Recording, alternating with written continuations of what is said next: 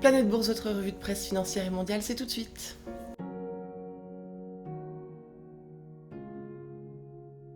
On commence avec l'Europe. John Lewis réduit encore la voilure. Le distributeur britannique coté annonce qu'il ne rouvrira pas 8 de ses 42 magasins après la pandémie, après la fermeture de 8 autres l'an dernier.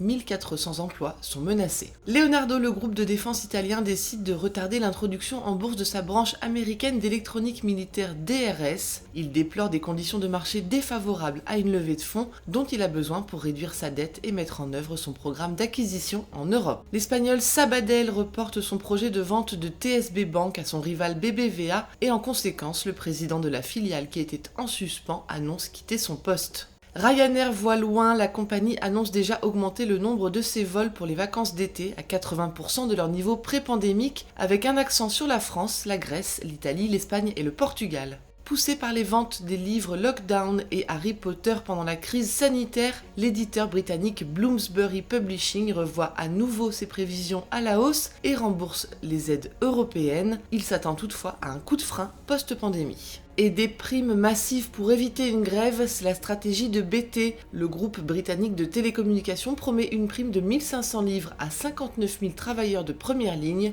mais les syndicats du groupe ne se disent pas dupes.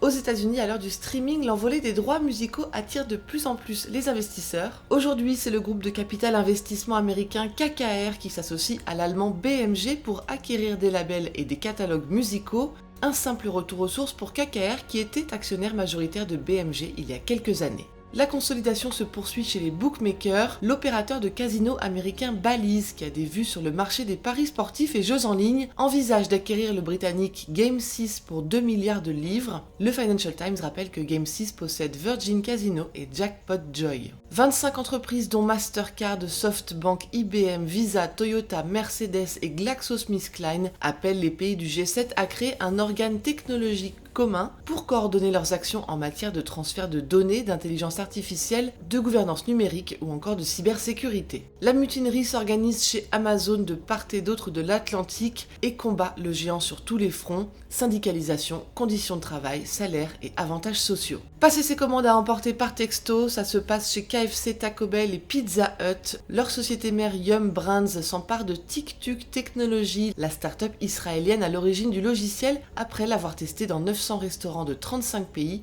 Le montant du deal n'est pas dévoilé. Et Fidelity Investments mise sur les crypto-monnaies. Le gestionnaire d'actifs prévoit de lancer un ETF sur le Bitcoin, Wise Origin Bitcoin Trust, qui n'attend que le feu vert des autorités.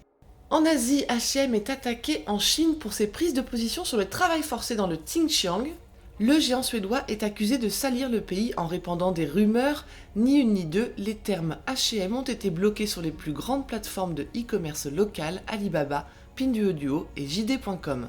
Et situation similaire pour Nike, qui déclenche réaction en cascade sur les réseaux chinois. Depuis 2012, Petronas Chemicals rêve de cette association avec Saudi Aramco, le projet de co-entreprise de pétrochimie et de raffinerie à Johor pour 16 milliards de dollars, dont la Malaisienne a besoin pour soutenir ses bénéfices en baisse, devrait finalement être mise en route au second semestre de l'année. En difficulté, le groupe ferroviaire japonais Kintetsu Group Holdings va vendre 8 hôtels au fonds d'investissement américain Blackstone Group pour 550 millions de dollars. DDMP REIT fait une entrée timide sur le marché philippin. La société immobilière a fait les frais de la répression chinoise et philippine sur son activité de jeux en ligne. Fox Semicon, l'unité d'outillage pour puces de Foxconn, veut construire sa toute première usine aux États-Unis. Et enfin, Westpac Banking Corp envisage de se séparer de sa branche néo-zélandaise après que les autorités de réglementation locale lui ont ordonné de revoir sa gestion des risques. La banque australienne déclare qu'une scission serait peut-être meilleure pour les actionnaires. Voilà ce qu'il fallait lire aujourd'hui sur les unes du Monde. À demain.